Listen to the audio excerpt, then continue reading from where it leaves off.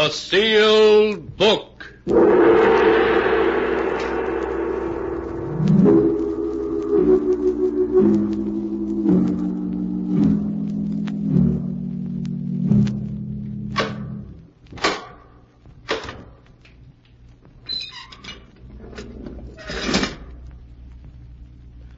Once again, the keeper of the book has opened the ponderous door to the secret vault, wherein is kept the great sealed book, in which is recorded all the secrets and mysteries of mankind through the ages. Here are tales of every kind, tales of murder, of madness, of dark deeds strange and terrible beyond all belief. Keeper of the book, I would know what tale we tell this time. Open the great book and let us read. Slowly, the great book opened. One by one, the keeper of the book turns the pages and stops. Ah, the strange story of a cursed and evil spirit. A spirit that threatened the peace and happiness of a young married couple. A tale called Stranger in the House.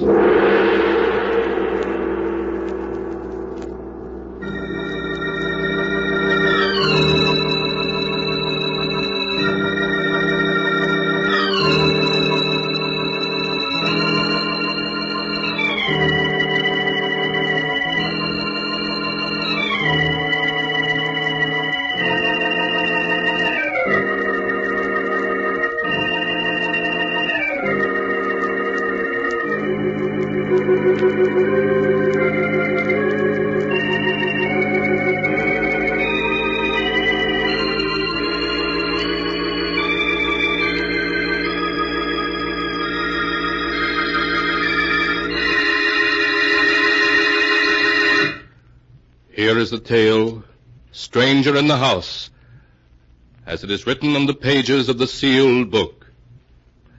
The tale was told by Jane Barton herself. From the first moment I saw Wickford Manor, I was filled with a sense of uneasiness, almost fear, a fear I couldn't explain. To all outward appearances, Wickford Manor was just another old, staunchly built colonial house, the kind you see through all New England. Roger, my husband, was delighted with the house. Its beauty and remoteness won his heart from the beginning. Say, take a look at that beautiful staircase. Look at this magnificent fireplace in the drawing room. Yes, it is beautiful, Roger. It's just the size house we need, with 4 rooms upstairs. 4 rooms upstairs? How do you know, Roger? The agent never mentioned how many rooms the house had. Didn't he? Well, there's only one way to find out. Let's go upstairs and look. Come on, Janie. All right, Roger. Yeah, this house would require very little in the way of repairs. But it hasn't any electricity, Roger. Oh, well, we could use lamps until a line could be run to the house. Look, Janie, there are 4 rooms up here. So there are. It's as though you've been in this house before. Yes, I have a feeling I have. Well, perhaps that's the reason I like it. But, darling, you've been ever so quiet since we entered the house. Don't you care for it? I don't know. It seems unfriendly. Well, if you don't like it, then we'll keep on looking until we find a house we both like. Oh, nonsense. I've been married to you too long not to know you've got your heart set on this place. We'll never find anything nicer. Now, that room with the southern exposure will be our bedroom. Oh, Janie, you're wonderful. And we will be happy here. I know we will.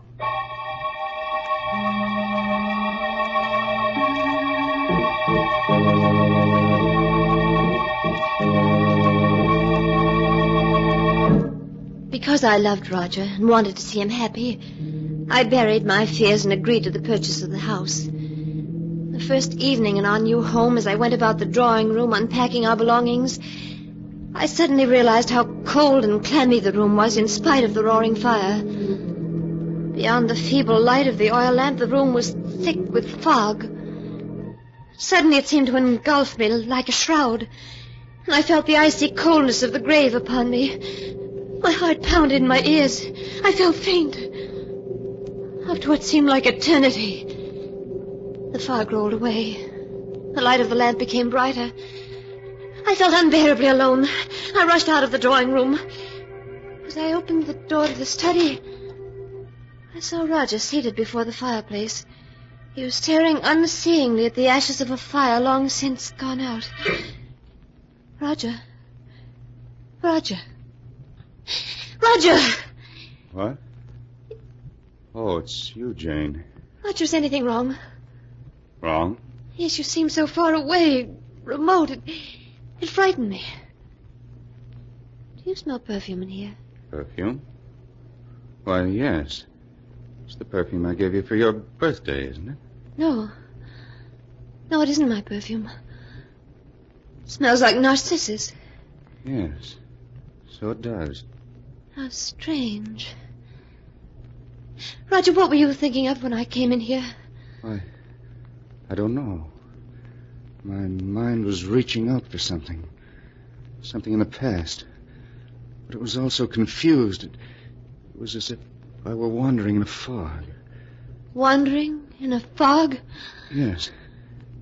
Well, Jane, you're so pale. Aren't you feeling well? I'm just tired. It's been rather a tiring day. Now, you go up to bed, Jane. I'll be along later. All right, dear.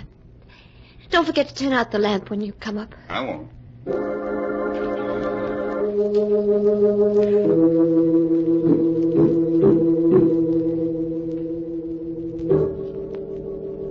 I left the study and Roger. After tossing in my bed for hours, I fell into a fitful sleep. I suddenly awakened to hear the clock in the hall striking the hour. It was 5 o'clock, and Roger's bed was empty. Quickly slipping on my robe, I left my room and started down the stairs. As I reached the foot of the stairs, I stopped. But to my astonishment, I heard Roger's voice in the study. I slowly approached until I was at the door. Who are you? This mist. If I could only make you out clearer. So difficult. The mist obscures your face. Who are you? Why don't you say something? Roger! Roger! Unlock the door! It's Jane! What's wrong? The mist, it's coming between us. I can hardly see you. Oh, don't go. Come back, please. Please come back. Darling! Darling, please unlock this door. Please! Roger!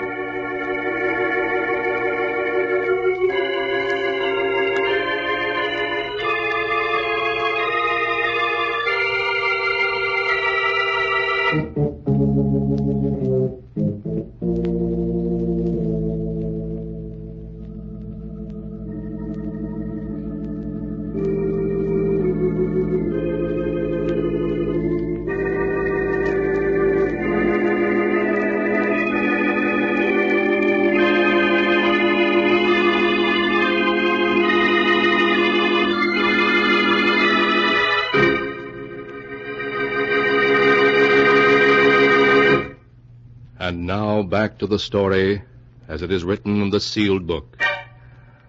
It was 5 o'clock in the morning when Jane suddenly woke and found Roger locked in his study. He was apparently talking to someone, although there could be no one there. Hysterically, Jane pounded on the study door. Darling! Darling, unlock the door, please! Roger! Oh, Roger. What is it, Jane? I was so frightened. Oh, Who are you talking to? Talking to? I don't know. I must have been dreaming. Oh, yes. Yes, you must have been. There isn't anyone in here. Roger, the scent of narcissus. So strong in here. Yes. Much stronger than it was at midnight. Roger, what were you dreaming about? It was night. All around me was a mist. And there was a woman. A woman? Yes. I could barely make out her face in the swirling mists. But it was a beautiful face. The most beautiful face I've ever seen. Did you feel you'd seen her before? Yes. I couldn't remember where. Oh, what do you make of it, Roger? Make of it? Oh, it was just a dream, I suppose. What else could it have been?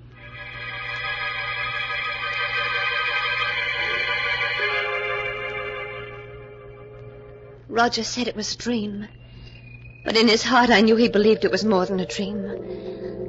During the days that followed, he'd pace incessantly in the study, paying no attention to me, living only for the coming of twilight. And when night did fall, he'd lock himself in the study, forbidding me to disturb him. Hours would pass, and then suddenly I'd hear him talking to her, begging her to come closer, pleading with her to speak to him. At last one night I couldn't stand it any longer. When he began talking to her, I knocked on the door of the study until he opened it. What do you want? I thought I told you I wasn't to be disturbed. I must talk you to you. must be fool. She was about to speak to me for the first time. And you knocked on the door and caused her to vanish. Oh, Roger, you're not in love with her. You couldn't be. But I am. There's never a moment I don't think of her. Wish that I might see her. Oh, what you're saying is madness. You can't be in love with her. She's from another world, a phantom, an evil ghost. No, she isn't evil. She's beautiful. So beautiful I'd give my life for her. Roger, listen to me. You must come away from this house and from her. She's cast a spell over you, and it can only lead to disaster. Roger, we must leave this house at once. No, never. I insist. Get out, you hear? And don't come back. I'll never leave her, never.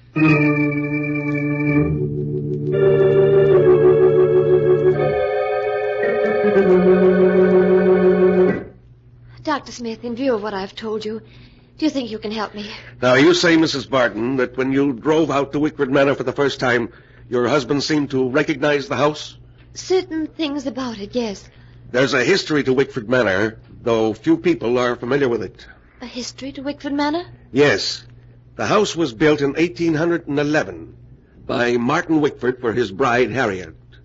A year later, Harriet's sister Isabel came to live with the Wickfords. She was a remarkably beautiful woman, so beautiful that Martin Wickford fell in love with her, and she with him. Then what happened? Well, one day, while Martin was hunting in the mountains, he was killed in a fall. When his companions brought his body back to Wickford Manor, they found Harriet, his wife, dead. She'd been poisoned. Poisoned? Yes. At the sight of Martin's body, Isabel went to pieces and confessed that she had poisoned her sister. Before she could be arrested, she committed suicide in the study. In the study? Yes.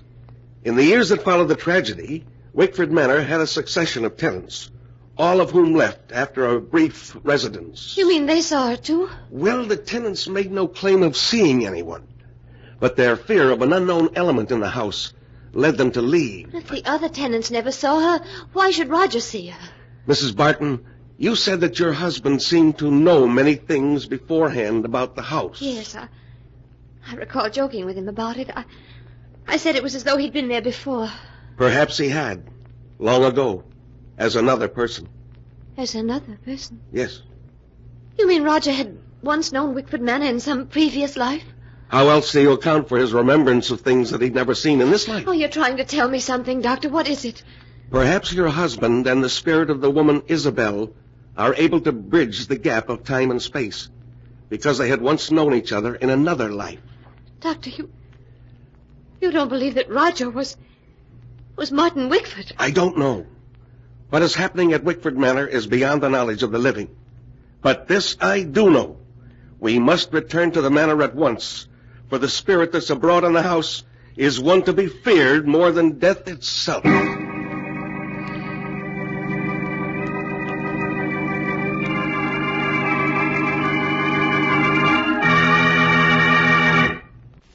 Please come closer so I can see you better. Oh, you're beautiful. Beautiful.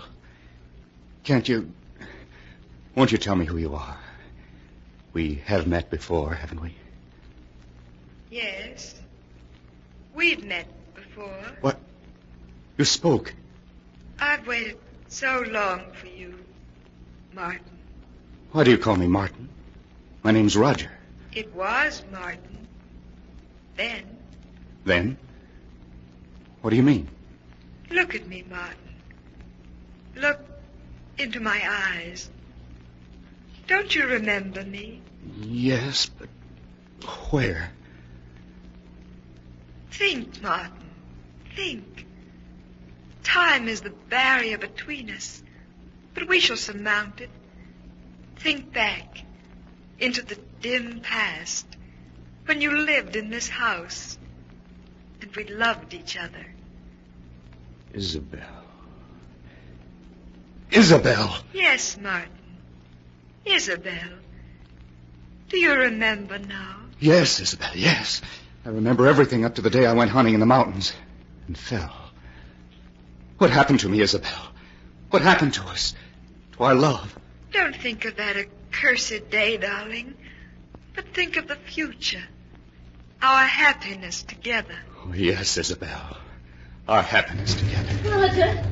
Roger, please open this door. Roger. Martin, she's come back. Yes. Darling, don't go. Don't leave me. I must, Martin. I must. We could be so happy together. Come back. Please come back. Roger, please unlock this door, please. What do you want? What did you come for? Roger, this is Dr. Smith. Doctor, this is my husband. What the devil did you bring him here for? Roger, please. I thought perhaps he could help us. Help us? I don't need anybody's help. I must warn you, Mr. Barton. The spirit of the woman you see in the study is an evil one that will lead you to disaster. I don't need help from you or anybody else. I'll get out of this house. Get out, both of you. Doctor, we must do something. We must. We shall, but not tonight. I must have time to think about it. You'd better return to the village with me. No, I don't want to leave him in the house alone. Something might happen to him. Very well, then. I'll return late tomorrow afternoon, and when I do, we shall take action.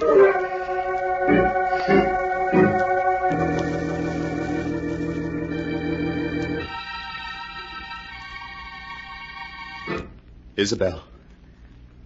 Isabel, where are you? I'm alone now, darling. Please come back. I'm here, Martin. I'm here. Oh, yes, I see you now.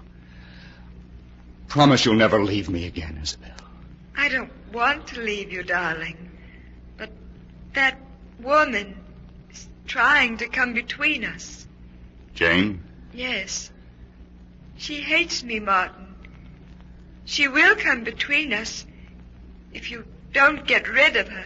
I tried to make her leave, but she wouldn't go. Then that leaves only one thing to do. One thing to do? Yes. Come. We must hurry. It's almost dawn, and I'll have to leave you soon.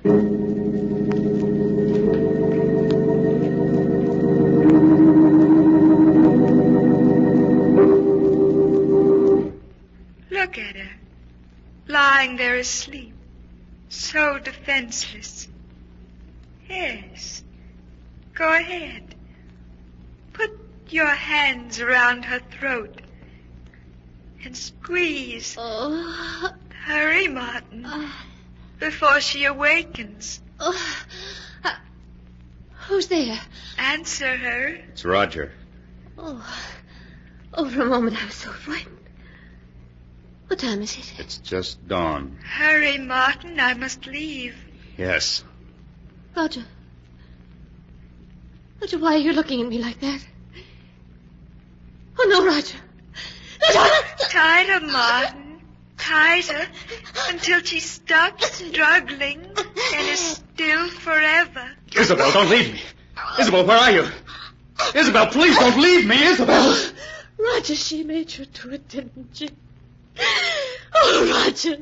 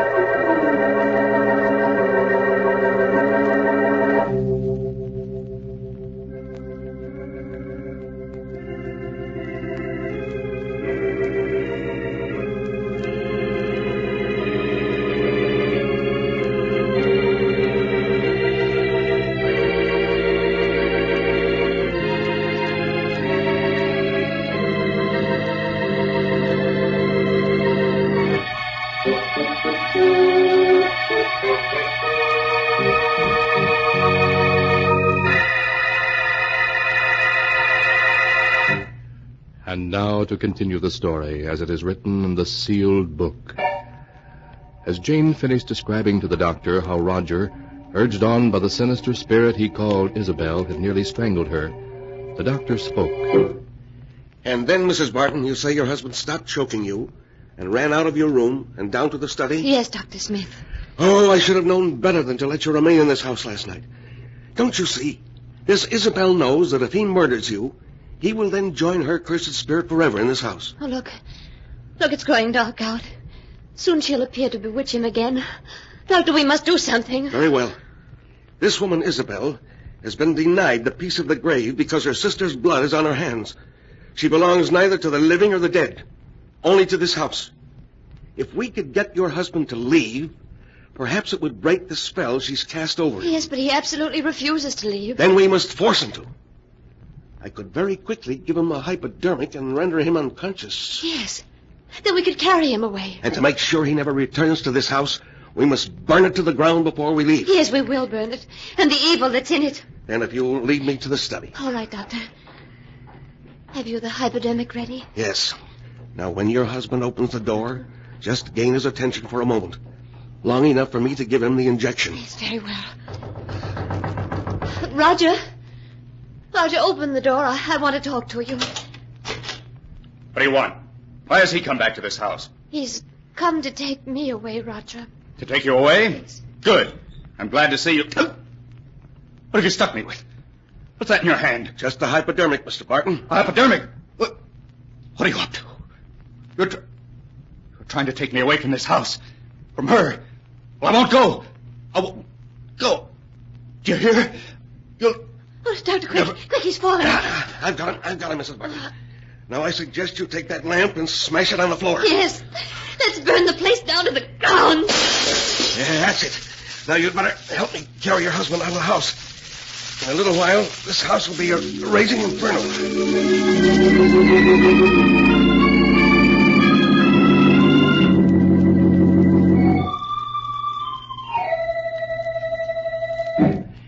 He's regaining consciousness, Mrs. Barton. Will he remember what's happened? I don't know. How are you, darling? Hello, Janie. Oh, but I had a terrible dream. I'm so confused. You've been very ill, but now you're going to be all right. Of course. Oh. Where am I? You're in my home, Mr. Barton. Yes, darling.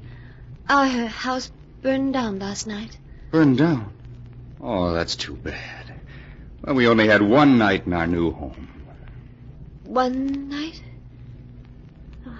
Yes, of course, Roger.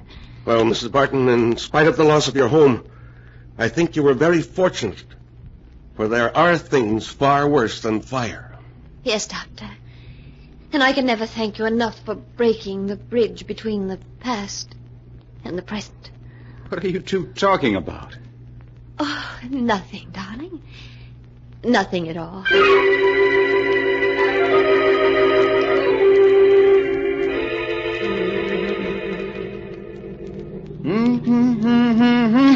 Roger, you've been humming that all day. Well, I like it. But you can't carry a tune. Oh, nonsense. I've carried this tune for 300 miles, and I'll carry it the rest of the way to California. Oh, what a trip this is going to be. Roger, What? do you smell something? Yes. Good night air. No, I don't mean that. Well, what's wrong with you, Janie?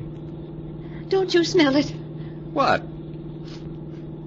You mean that perfume? Yes. Seems familiar. What is it? Narcissus. Narcissus? Yes. Oh, Roger, we haven't escaped from her. She's here in this car. Martin, it's Isabel. Think, darling. Think. Roger. You look as though you're listening to her. You do remember everything now. Don't you, Martin? Yes. Darling, we must get rid of her. She's trying to come between us. Yes. Oh, Roger, you mustn't listen to her. Once she's gone, we'll be together Forever, darling. Yes. Forever. Roger. Roger, why have you stopped the car? No. No, don't look at me like that. Roger, no. Stay away from me.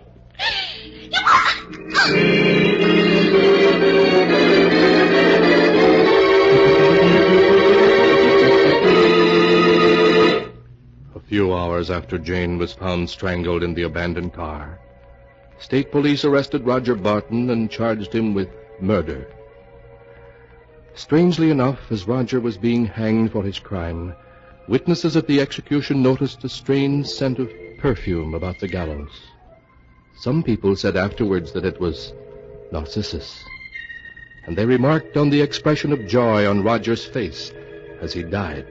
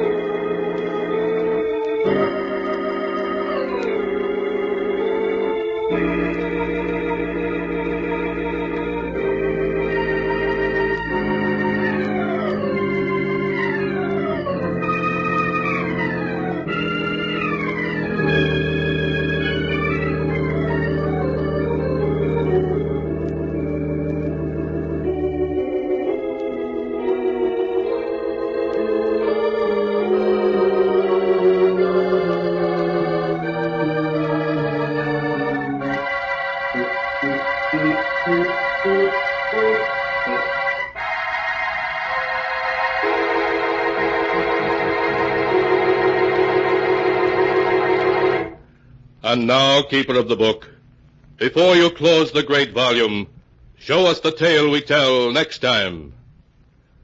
This one.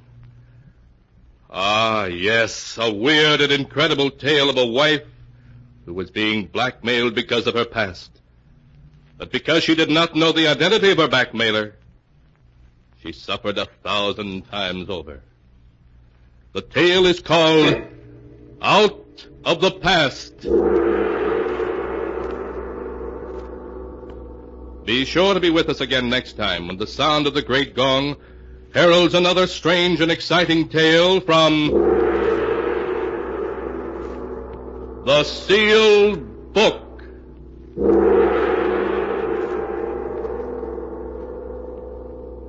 The Sealed Book, written by Bob Arthur and David Cogan, is produced and directed by Jock McGregor.